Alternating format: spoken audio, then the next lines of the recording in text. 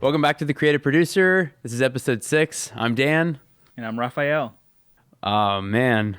It is already we're quarter 3 is basically done. Yeah, feeling a bit rusty. I feel like it's been a minute since we've been here. We changed the setup. Listen, every episode we're going to change the setup a little bit. No, I think this is the most dramatic setup. Yeah, just trying to be more conversational with it. I think before we were on each side of the table and we kind of have to yeah. So here, now I feel like we can have an actual conversation. I feel like that bothered you more than me, to be honest. Just a little bit. Yeah. It's just But at the same time, though, we obviously started doing the YouTube a little bit more. We still a micro channel, but did see some success. Make sure you subscribe. Check out the link in our comment description. Putting out a lot of great stuff. I'm really proud of the YouTube. And that was one of the biggest goals of the year. It was like, hey, internal content, when you're producing your own stuff on the daily, it's tough. Yeah. And it's finding a realistic goal of realistic balance of producing content for your brand, for your team's internal needs, without getting in the way of work. And I mean, it's hard sometimes, when we're slammed to do videos on our free time. And we've talked about this before, but I think we've done a really good job. Yeah, it's that pros and cons thing. We can be super busy and complain about being busy, but it's good to be busy. But I think we complain we gotta keep pushing these YouTube video back because we got all this work we gotta do. But that's also a good thing. Yeah. Basically, if a company is churning out content, you're just man, these guys are crushing the internal content. They may not have the most best roster of sales going or best roster of projects going on, which happens. I mean, I've definitely fallen guilty of that as well, where I'll have a massive surplus of work for 3 months and then suddenly I have nothing for a month and the past. So what do? You make content, and it's definitely it's tough. And I think it's also different when you do this professionally on a daily. It's a grind, but it's a big payoff.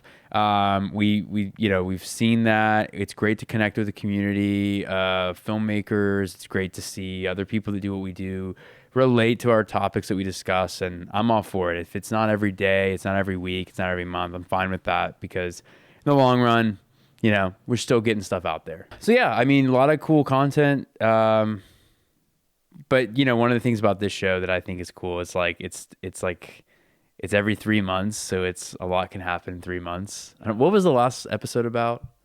Was it going to film school? I think it was should you go to some film school? Damn, that feels like forever ago. Yeah. I was did we do another episode in between? No.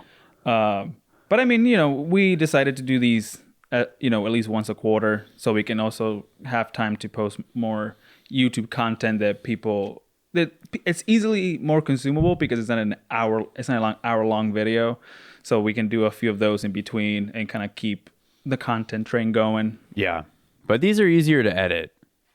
I think. Yeah. These are not as much to do. Yeah, it depends on the video. I feel like some are easier, some are being harder. But usually when we put a bit more effort and they're a little harder, it turns out it's worth it based on the last video we put out with the Komodo. No. Yeah, I'm saying the podcasts are easier to edit. No, yeah, I'm comparing the two. Yeah. I'm saying it depends on the video. Yeah, but then we have anything. If there's audio problems, you're just on a podcast. You're you had one job. You had one job. It's easier to come back and do pickups for a normal YouTube video than a podcast. That's for sure. Yeah, I like the. I mean, look, I'm just gonna be. This is just my humor. I sometimes you see people that do podcasts, and yes, we're one of those people. But it's funny when you see someone do a podcast and they have a mic. You see the setup, everything looks good, but then the audio is scratch mic. And you're I've been there. Now we can notice it. So now we relate to that. It would be like this. It'd be like this. Welcome back to The Creative Producer. And just act like nothing's wrong, but it's so bad. and the scratch mic. You actually called out a podcast. I did do that one. Okay, but now I'm like on both sides. I'm like, hey, you're a professional, because I also saw like a CNBC like documentary about something. The guy was being interviewed had a lav like right here. Yeah. But it clearly was from scratch audio. They probably like something went wrong. And I'm like, you're like a big news network. What are you messing up? I think that is a great example of, dude, shit goes wrong in any situation. I mean, no matter what your budget, no matter what your experience level is, things happen. Tech doesn't always work. Audio doesn't always sound great. Video doesn't always look great. It's just like it happens. You know what? You know what identifies someone from being amateur, professional, in my opinion, with this stuff? What? It's the ability to come back with a solution. Yeah. It's like, it's not saying the audio's messed up, the project's fucked. It's saying the audio's messed up, but I think we can do this, or I tried it this way, or there was this happening. And then those solutions, you know, coming back with that, it's like, this sucks, but it immediately buffers it like, oh, they've already worked through it. So like, and like, I that was a really good example of, because I've seen that too, where you've noticed, like, I've seen CNBC interviews and you're like, they're definitely, you know, I was just watching one about the rise of Chili's is being popular. That's now. what I was watching. Yeah. Oh, yeah, really? That's the one I was watching. Yeah, something definitely happened to that interview. I was like, damn, I want to go to Chili's now. Of course. So influenced.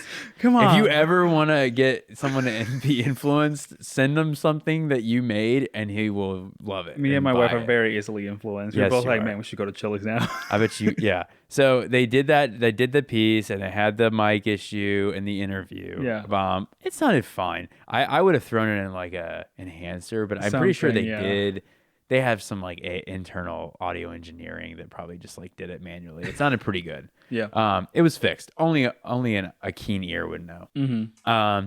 Yeah. I mean, and another thing is redundancy. So it's like expecting everything to work out great. It happens. It works out great most of the time, but having that redundancy is really nice. And you know, that second mic, like, I mean, we have a second mic. It's probably doesn't sound great, but like if worst case scenario, we have a backup. And that's something I learned because, you know, earlier this year I took on that contract for 6 months producing that show, the talk show, and it was a different realm for me because I've never really produced live shows before.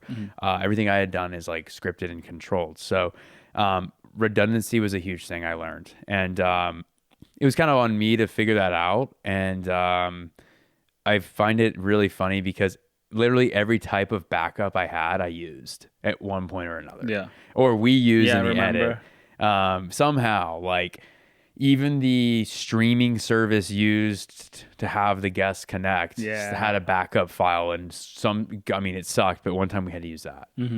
So you got to have backups. It's a big part of like video production, or I think when being creative and all that. Sure, you can be very talented, but like it really comes down to like how good at trouble solving are you? Yeah. Because anything and everything will go wrong in a shoot. Podcast, in a live stream, everything. So definitely, you gotta be good at troubleshooting. Yeah, and I mean, I think there's another thing. It's like you got to be good at troubleshooting, and you got to be good at doing it on the spot. Yeah, and I think like I know, like for me, I'm always kind of someone who can like manically come up with solutions quick, but I normally have all the anxiety before the shoot, and then like on site I'm fine because I'm just like there's no more anxiety to have. It's just like I'll get sick driving to a shoot. The shoot we had 2 weeks ago, I was like literally sick in the car, like so nervous. And it's like that's how I handle production production jitters. I get like it's all building up, and then the second I'm there, I'm like fine. Same. Honestly, same. Really? I feel like you're really chill before a shoot. I play it up, but like the night before, I always sleep terrible. It depends also like how much I'm focusing on taking care of. Like the last shoot, like the VFX was a big part. So it's just like, you know, we did tests. I was like, okay, I'll get even more scans of the house to make sure like in the shoot and everything. But like I always try to have backup ideas, like Sure. how to fix stuff. Like if this goes wrong, we'll do this. If this goes wrong, we'll do this. Let me make sure I have a scan of like this window just to make sure it looks good in post. So, like it's just, and I already scanned it like 4 times, like when we did prep in person, you and me. So it's just helps with the jitters to be prepared. Yeah, no, and I think there's like some people are like, oh, I'm organic with my process, and I think that's fine to be like that. But like, there's certain times where you can't really like get around not being like doing your due diligence. Yeah. So, visual effects are a big part of that, where you really need to have your plan implemented. You need to test it. You need to make sure the environments are the same. I mean, we've learned that through trial and error multiple times where we'll test and the environment's not the same. So the test looks good, but the product isn't the same as the test, or like the lighting isn't the same in the test as it is on the site. So it doesn't work the same, or we just don't test it at all and assume. I think the best times we've ever had visual effects implemented into a production and done properly without going over budget is when they're extensively tested in pre-production. And that's on me because I have to budget for that test. Because it's not like the testing is free. You have to keep that in account. So it's like, okay, I have a line item for production. I have a line item for pre. With smaller budgets, it's hard to make the room for VFX testing. But it's like, if you don't, you're essentially just screwing your post budget. Yeah. And a lot of times lately, I think what we've been doing, because, you know, with the VFX role, you'll take on that role. I'll kind of jump in as like an editor of the story. And then it's an interesting collaboration. I can't say I love it, but I don't mind it. With these ads, it's been fine. Yeah. But like, it's an interesting, like, basically it's like the VFX take up all the time that the edit used to take. Yeah. It's its own thing. So it's like, let's say we have like 30 hours of estimated editing time. Well, the VFX are probably going to take the same. Yeah. And it's literally for like 2 things. And it can be for 2 shots, but like it was for 2 shots. It was literally for 2 shots. There was a third one, but we threw it in, but we didn't test that one, and that's when you know, like, okay, we didn't test this one, so it doesn't work as well. Yeah. It could work if we added like a ton more hours to tweak and everything. So we're like, hey, let's just cut it and replace a different shot, and it works just as fine, and we didn't have to like spend like 10, 15 more hours trying to make it work. It was a really interesting shoot. Still working through it, but yeah, I think it turned out really well. Yeah, I think you did a really good job. I think it turned out really great. I think the test helped a lot, especially when it's hard sometimes to explain how an effect's gonna look or work to a client. So doing a test and then showing it to them, even though he didn't see it, apparently, it's still good to send it. I sent the test. I know I sent it. I know you did. I embedded it in a nice like click here. Click here. I remembered everything. Man. And then I think they said afterwards, like at some point, like, oh yeah, I never saw the test. Oh, because they were asking like, how is this gonna work? It's gonna look. And we're like, we sent a test. It's like, oh, I never saw it.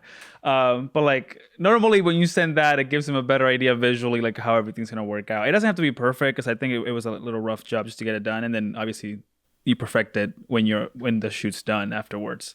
Yeah. But just in general, even if you don't have like a VFX person like on staff, like kind of how we do and everything, it's still good to like, if you want a heavy VFX like shot or shoot, to have someone already in mind and possibly bring them into the shoot, because there's sometimes specific ways. That's just if the DP or the camera don't know how to shoot it or are not sure how to shoot something for the effect. It's good to have the person doing the effects on set so they can guide a little bit, like, okay, well, this needs to be a bit more stabilized. Maybe we should shoot it to this side so I can get more tracking details for it. Or I saw a video recently that you can attach a 360 camera to like the main camera itself, and that will take even more tracking data for you to add later in post. So like there's different ways of shooting, and usually having a VFX person on set or a VFX post-production supervisor, I think, also does that in like a bigger budget. It's good to have that. If you were included in this project and you were included that way, it just allows a shaky shot or some minor thing can create hell in post. Yeah. I mean, we've done the stop motion ad, which you can watch the breakdown video on our YouTube channel. I mean, we had a lot of logos in our video, and they had to be removed in post. So that took another 10, 15 hours of work that weren't accounted for in the original budget because we didn't think about it. Yeah. So you just live and learn. But yeah, I totally agree. God, I forgot about that. We gone through so much in different projects. Keep forgetting about because that was a task on its own. Just figuring the best way of doing that. But I think in the end, there was only a few specific ones that we needed to take out. So in the end, we didn't have to take everything out, which it was fine. No, there was a lot of logos. Yeah. Oh, the logo. Sorry, I'm thinking about the books. Yeah, the books didn't get taken out, but I think you're right. The logos, yes. So in context, the books of this ad we were doing last year had logos, and we did basically like a time lapse style of the books stacking up and then destacking. And they all had logos. So what we did is the client asked for like the logo of the kayak to be removed, the logo of the weight bench to be removed. So my mind did something that makes sense, but actually is a mistake, is I jumped and assumed the client would want the books taken out too. And so I hired a contractor to take the books out. And I did it prematurely, and they never asked for the books to be taken out. The person that we hired tried their best, but like it was just too much work. Yeah. It was very challenging, very tedious. So it didn't work, and I was all worked up that they were going to complain about something that they never even complained about. And then it was just wasted energy. So if the client doesn't ask for it, and it's not a major thing that is detrimental to the project, wait till don't bring it up right away. And I'm saying like, okay, let's say it's a shot that is slightly out of focus, or a shot that has chromatic abbreviation and fringing on the right side that you've tried your best to get rid of, but just looks intense. Like, instead of like bringing it up, if you really like the shot and the story needs that shot and the story drives it, don't get rid of it. Let the client address the problem, because we can get fixated on things. Yeah. I got fixated Friday on the 2-shot, or Thursday on that 2-shot of the talent from the ad we were doing right now. I got fixated on it. I got fixated on all the VFX. It's just how I am. But you're like, no, it looks good. It's fine like that. I'm like, yeah, but this or this. It's just, we always get fixated on like our things. To be fair, they didn't have they didn't have any other. They had to be sent. So that is. They just had. Yeah. Great. Yeah. That's kind of how I was. No. Yeah. And that's a restriction you gotta like just deal with. It's just time. Deadlines. You know, we don't. You don't want to be late. Being late to a deadline, not missing a deadline, and missing a deadline without confronting the client before, like a day before, if not, I guess you could say like couple hours, but like really it's like like 12 hours, 24 hours in advance, saying, hey, just let's say the deadline's for Thursday. Yeah. And you start working on the project Wednesday, and you're like midway through, it's like 2:00, and you're just like, so this project's due Thursday at 5, and I'm here. Realistically, I don't think I have the bandwidth to get this done without feeling rushed. Mm-hmm. I think the best thing to do would be to talk to your producer, tell them, and then make the decision unified to be like, hey, maybe we can get a little more time. Is that possible? And they may be like, sure. Or if they're like, we really are tight, we got to have the edit sent for the next people to look at it. We got to send it by the end of the day, Thursday. Then I'll be like, okay, we'll do our best. But if they're like, it's sure, no big deal. Normally people are going to understand. And I think being open ahead of time is better than submitting late work, missing deadlines, and then letting them know when the deadline's missed that you can't do it. That just looks terrible. If you miss a deadline, it doesn't look good. Yeah. It makes you look like an amateur. It doesn't make you look professional. And in a smaller scale as a freelancer, it's always just good rule of thumb to like give yourself a little bit more buffer room. That way when you finish a little earlier, you look even better. Yeah, like last week, I'll be honest, we had a hellacious week where we had really aggressive deadlines, and the buffer that I gave for one project, like I normally give a day. Mm-hmm. I try to. I say like, let's say like with VFX, like I'm like to the client, I'm like, we're going to deliver it Thursday, but I'll tell you it's due Wednesday because it should be. Mm-hmm. We don't want to rush, and we want to fix anything else. So Wednesday didn't work out. We had unexpected workflow issues that caused us to not be done until Thursday. So that buffer came in handy. So, you got to think about things like that. But it does not look good if you are with a client and you can't give them something that they ask for in a timely manner if you haven't properly communicated the reason prior to the deadline. Yeah. So. Yeah, so like a recent project we recently did, we shot an ostrich. We shot an egg eating challenge in an ostrich farm in like North Carolina, South Carolina, and I did almost pass out at one point. It was hot. It was just the sun blaring. I was just nonstop with gear, but it was a lot of fun. We shot it with Juji Mufu. It was like a fitness personality, like YouTuber, big YouTuber and everything. And he was so nice. Every time, every time he would like come over, like bring me a bottle of water. Hey, you want a bottle of water? And I'm like, do I look this bad? Look that bad? And it's like, no. I don't even remember. Just to have some water. I don't even remember you on set. Yeah, you were going. We were just going. It was the two of us. Yeah. It was a lot of shots because it was such a like big. I think it was such a very like detailed like. We wanted to basically do, I don't know, like man versus food, something. Yeah. We just wanted to like go into the competition, but we still wanted to learn about the ostriches in the farm beforehand. So there was a lot of shots you wanted to get, a lot of like talking points, and then we go into the competition. Yeah. So we were just going.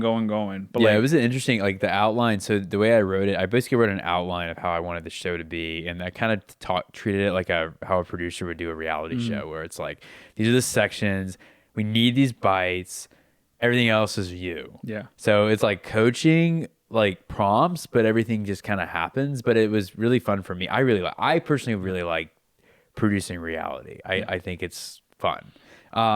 So yeah, it was an idea that I wanted to do for many years. A lot of logistics, we lucked out with that. But yeah, I think it turned out great. It was really hot. It was really hard to shoot.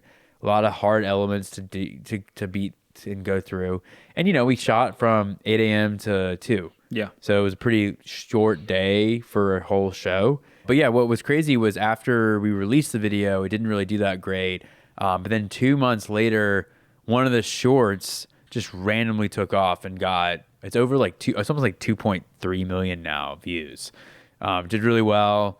Got a lot of subscribers from it. Got a lot of recognition from it. So that was cool. And that was the power of weird, wacky algorithms and putting yourself out there. I was really happy with that. That was a win for me. Yeah, I mean, I'm still hopeful that at some point randomly, like in the future, it's gonna pick up because it was such a really cool video.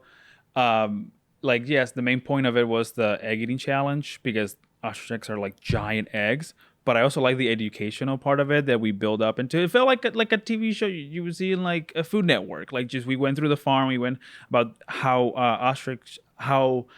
ostriches like live in the farm. How do they interact? Like how quickly they grow in like a year. They grow like up to 9 feet in a year. Like all that. It was very interesting to me, and I think we like put it together really well. And then like we went to like the crazy eating challenge afterwards. Yeah. So very happy with that project. Well, I think we can move on to like the actual topic of this episode, which is what to do during slow times. I think that's the main thing they want to talk about since right now it's like mid-September. Like I think usually we peak in October. October for some reason is always like the crazy. I guess not for some reason. It's usually when people want to do their holiday ads. That's when they want to produce it and have it ready for the holidays. But after October, it gets a little slower for everyone. So. There's a lot of different things that we like to do, and then we can start with like client outreach. It's one of the main things we like to do. You do it all year round, but I think when you have a bit extra time during the holidays or just in general, it's good to like just do a bit more, like do a bit extra. I commented when you wrote that because I agree, but I don't actually agree with that. Okay, so. Client outreach is amazing, and it's something that you should always be doing.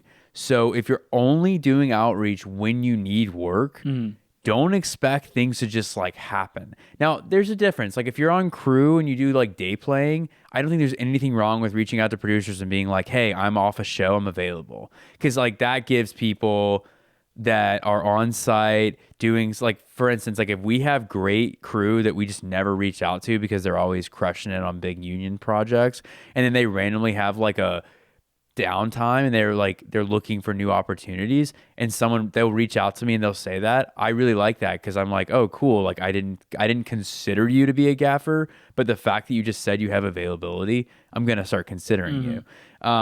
So I don't think that's wrong. And obviously, yes, if you have downtime, reach out to your clients, but don't expect that to be the saving grace, because hey, like sometimes I'll reach out to a client in quarter 2 and I won't get a deal until the end of quarter 3. Yeah. So I think of outreach as, I'm going to outreach now, but I'm not going to I should never expect, but I'm not going to anticipate an order for 3 months. That's how I think. And that allows me to like think ahead, so I'm not like urgently scrambling for something to happen right away. But yes, I totally agree. You should reach out. I just think that it shouldn't be the only time, because it is hard sometimes to find the time to do outreach when you're grinding all the time, working every day on projects. You don't really think about work because you're working, but you really should try to devote, what I do. And I'm not the best. What I found to be the best solution is I give myself 25% of the week, no matter what. And that means if I have to work on a weekend, I do, to do outreach. And if I haven't devoted 25% of the amount of time I've worked in the week doing outreach, then I haven't finished my week.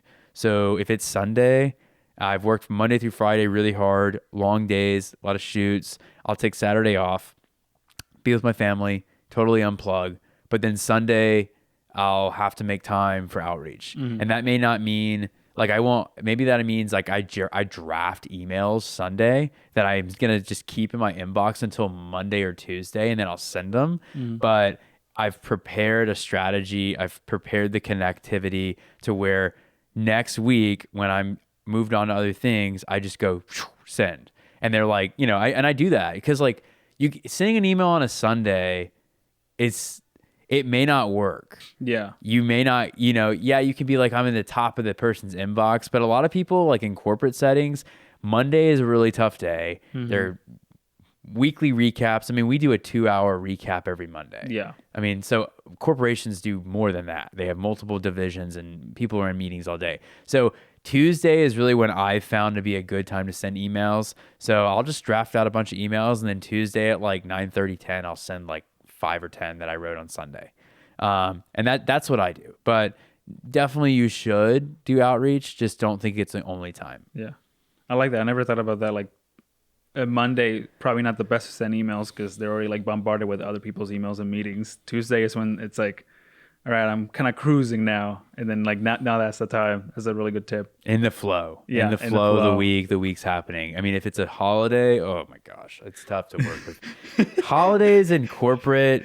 And we say corporate because we're, most of our clients, we work with clients that are in the commercial industry that are corporate brands. So they're not going to be working on a Saturday at 10 p.m. It's just not how it works. They have a structured work because they're corporations. So we more so abide by that corporate schedule, just because that's where our clients are.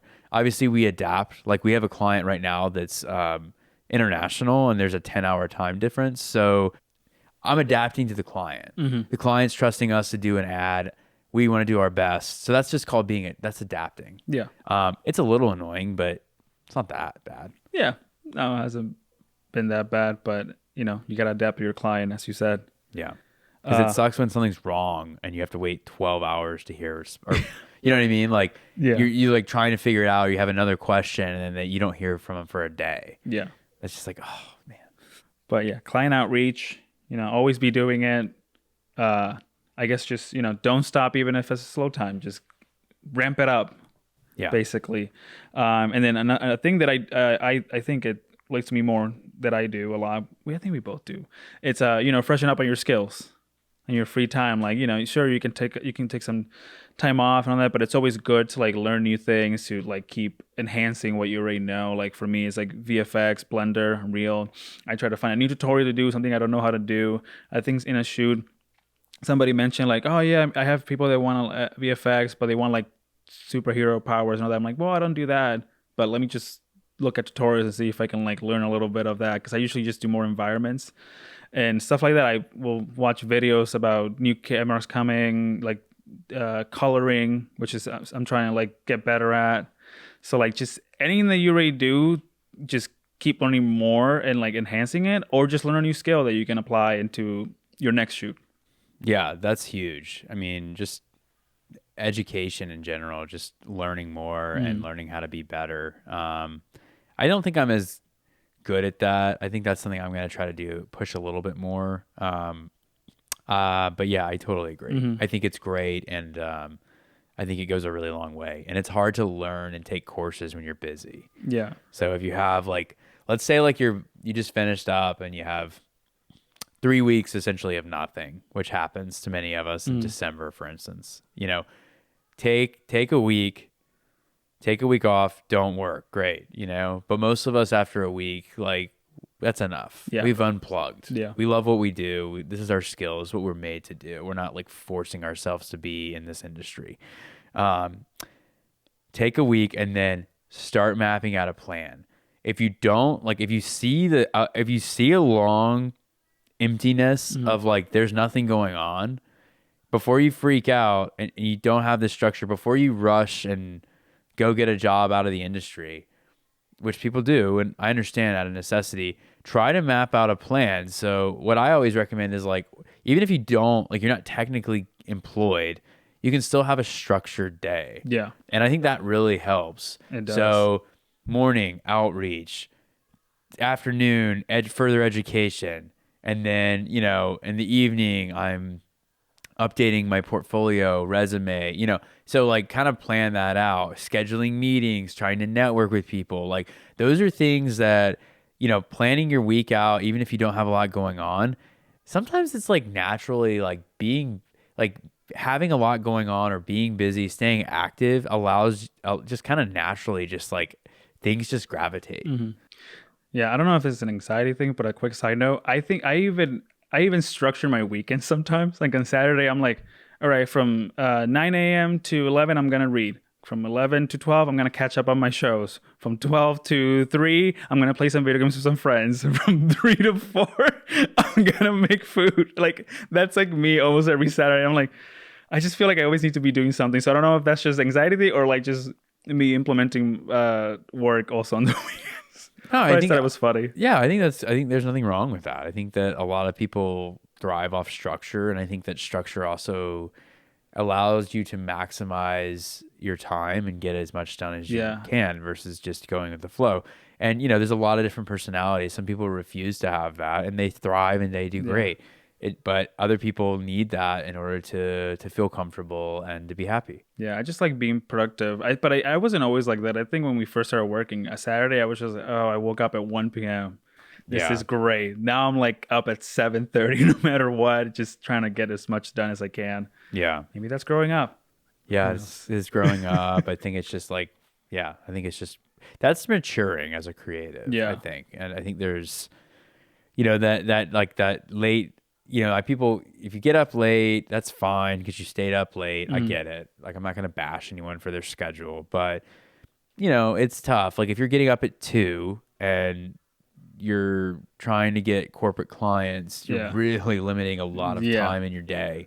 A few hours are done. Sometimes like 4, they're already logged off, trying to wind down. Yeah, so I think that is something, like, it depends on your clientele, it depends on your industries, but you're going to need to adapt a little bit to your clients. Yeah. And if you don't and you're not willing to, then you're going to have a lot of challenges that are just gonna occur because of that. But the next point we have here, you know, indulge in some personal projects, which can kind of go with like freshen up your skills. Like, I'll make a whole new like little effect animation. That's more of a personal project for me. Us doing our YouTube videos, that's indulging in some personal projects. Maybe you have a short film idea. Like, that's also a way to freshen up your skills and also like, you know, get better at what you're trying to achieve. Definitely. And I think like it's that, you know, obviously the willingness to create and have that time to express. I think it's awesome. But also think of it like in the bigger picture too. So like, I would say like, look at it as like an opportunity to showcase a skill set that you have that you want to do and get paid for. So, you know, I think that sounds kind of boring, but like I'm a I'm more of a business minded person when it Hmm. comes to this. Like I'm a creative, but I also am very focused on business. So I just think invest the skills. So if you want to make a skit, include something in it that could be used later Hmm. on. And most of the time, people aren't going to just let you do something. They need to see something Yeah. that's sort of like it. So if you want to do an effect on a face on an ad and you've never done the 3D effect on someone's face before, how are they going to trust you with it if it's Yeah. the bulk of what makes the ad or the video? So I think just thinking about it, like, just not boxing yourself in, but just realizing that that could help you is a good way to like just get in the back of your head, like, how can this help? You know, maybe it's a drink and it's a product shot. Maybe these shots of this alcohol and this bar scene that I wrote, I could shoot them and light them really well, and then I just little things like Yeah. that. It just makes a difference. Yeah. Like, I mean, we mentioned this before, but we did like a 3D like can spec ad, and literally like a little bit after, like we got hired to basically use the same animation and just tweak it a little bit because they just saw that we could do it, and that's what they wanted. So you never know. You never Yeah. know for sure, and I think that like I think that's just a good thing to keep in the back of your head. The passion projects are awesome. And just it's a struggle to get those locked in to do them, but it goes a long way and it's exciting and you're going to see a lot of people support you when you do that. So yeah, I Yeah. totally agree with that. Yeah, and the same, like piggybacking into like the next point, which is just keep up with the social media. Like whatever you make, try to post it wherever, TikTok, YouTube, Instagram. Somebody's gonna see it, or maybe it'll just get your name out there for other people to like follow you for like the type of work that you do, and that'll attract like potential clients or just something for you to prove that like, hey, I made this, got a lot of views, got a lot of likes. We can do something similar for you guys and get you more engagement, stuff like that. Same with like our YouTube, just trying to like get our name out there in different ways in Instagram and YouTube and TikTok. Definitely. Yeah, I think just brand exposure Yeah. is good. Just identifying a brand, you never know. And it goes a long way. And I think being a content creator is a lot of work, but it is rewarding. And I think if you produce content professionally, it's always nice to see what you can do for your own brand. And I think that businesses and we've found that clients really enjoyed our internal Yeah, projects. social media is a big thing, and I know some people, like sometimes me, like it's hard to get out there and put your face in social media for a bunch of random people to see, but it's kind of the world we live in. Like it's everything's shifting to that. Like clients now want like some clients, yeah, we still want to do like CTV ads, but we also want like a bunch of videos for TikTok and Instagram for us to like push out. So like it's part of the game now. For sure. Like I think part of my job at times has been like I feel sometimes my part of my job is looking through TikTok because there's been moments they're like, yeah, we want to do some TikToks. Do you have know about any trends? And I'm like, oh, actually I do, because I've been nonstop just getting this pushed on my For You page, and we implement that into like whatever videos we end up doing. So it's Yeah. just funny how it all merged. Definitely. But and then now to go into the opposite point, networking events. Networking Yeah. events, it's something that you should still do year round, but definitely try to do more if you have the time or the free time to do them. Like we got to a few events here in Atlanta where that it's hosted by other production companies or post companies, and we get to talk to them about the process and kind of just put our name out there in front of people physically as well, stuff like that. Yeah, I think they're great. They're a great way to meet local crew, and we hired someone from the last event we did. We brought them on the shoot, and I think it was really cool that we met them that way. So they applied to a position we had available for a project, and we already met them. We already been connected, so we hired them, and I think that was a great example of like why it's worth going to networking events. We've met a few people over the last year that we've done these network events. We've met a few people that I've connected with. It's brought in great opportunities for both of us. So yeah, I think it's definitely just a great way to get out there. And the world's not as big as you think. The industry's not as big as you think. So you start to like tap into a community. You start to know people and recognize people. It kind of starts to you start to realize like, oh, okay, I know this person, I know that person. And, you know, you may not need them right away, but like sometimes it's like nice to meet people that offer services. And then when you do randomly need that service, you have someone in your Rolodex that does it. So you don't have to dig and start getting cold inquiries. You've already had the conversation. Yeah. And vice versa. They might not need you now, but they'll remember you from whatever interaction you guys had. And they'll be like, oh, I remember this person I met. They do this thing that we need. So that works out. Like, you know, just keep up with Facebook, Instagram. I think right now I'm using more Instagram because I get a feed more events that are happening nearby. It may not be like exactly a film event, but if it's a creative event, there's going to be people that are going to be going over there. If you focus on film stuff, follow like film commissions wherever you are, and they usually might have events or classes for like people to like hang out and all that. So just got to keep a lookout.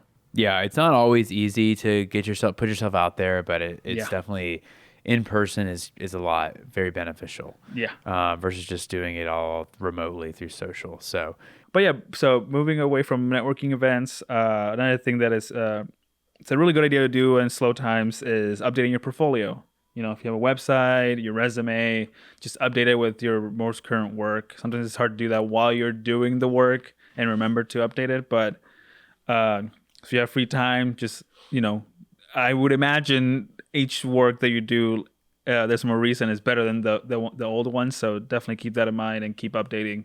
So when people come and they see your best work from. I just think about like someone like digressing. It's like all their work is like getting worse. It's like, wait, so this is your latest video, and it's like so much worse. Every time it just gets some worse. What? Yeah. Windows Movie Maker effects and stuff. I just thought I would like simplify my workflow from now on. This aspect ratio is really wrong. It's a style. You're just gonna have to get used to it. Listen, art is subjective to an extent. It's a style, you boomer. I'm not a boomer. I'm the same age as you. No, no, and that is. I just did that. I just updated like our website, and there was like a lot of work that was like. It was like a placeholder, I guess, in the categories of like corporate and commercial. And they're just like they're not like relevant anymore to us. Like they're not videos that I connect with as a producer that I think represents the work that the company does. So I took out like 6 videos on each page and replaced them with new videos. And it, you know, I'm not going to lie, it's definitely late, a year. But you know, I guess that was something I hadn't had time to do. And, I guess I could have forced myself to do it. I just, in my head, I have been sending those videos that we have done, but I just send them unlisted links. So I've been sending the work, but it's not public. So, yeah, I felt good to update the site. It made me want a new website, and, you know, that's kind of like something that I'll probably start chipping away at, figuring out how to go about what I want to do in the next couple months. But it felt good to update, and it you know, and I updated it, and it's not as easy as you think. It definitely takes time. Like, you know, I select photos that I want to be the thumbnails of the videos. I enhance the photo. I do editing to them, so I like how they pop a little bit more. So, you know, it definitely takes I mean, I'm not gonna lie, it took probably like 5-6 hours for me to like arrange everything and get all the credits on the videos and stuff like that. But, you know, when it was done, it felt really good. So that's a great thing. It's just important to stay up to date. And if your portfolio is out of date, you know, I think it can rub people the wrong way. If someone sends me a reel and it's that old, I'm just kind of like, that's old. Yeah. I mean, I'm not being real. It's like, that's old. What have you been up to lately? What are your current skill sets from 3 years ago compared to 3 years ago? I don't think it's bad. I think great work lasts forever, but I think that it's nice to see current work. Yeah. I can't wait to make a new reel. I hate our reel right now. Really? Not the effect. I love the effect. I just like, I don't know. Last year the reel just didn't pop for me. I'm not happy with it as much as I know I'll be happy with this year. Okay. It's not the effect. It's fine. Just mean in general. I felt pretty good about it. I mean, I think the song sucks. I think the song was the thing that that's the one thing that I think throws it off for me. But yeah, maybe it's time to update it. Oh, it's definitely time. I mean, last year I had you make a private CTV reel for clients, and it was like 5 of the same clients' ads and like Oh, playing over and over again, like multiple deliverables. And then now it's yeah, like, if we did that, it would be epic because it would yeah. be like 10 vendors, all different industries, all different types of ads. Just more variety. It's gonna be nice to show. Yeah, so I'm excited. I mean, I don't bank on the reels, but I'm proud of them, and I always get a kick out of them. I think they're a hype. I really enjoy doing it. Sometimes it's easier than others to make the reel. Sometimes the music comes to you and you feel really good about it. Other times it doesn't. But the biggest thing with a reel is just to make sure you showcase your work and you showcase it properly. So it's like, I don't want to like attack, but like a demo reel to me, like if you're doing a certain skill set, you need to really show the skill. So like if you're a director and you have a director's reel, I'd like to see the performances. I don't want to just visually see them. I want to hear them too. So like a lot of directors, and it's just an opinion.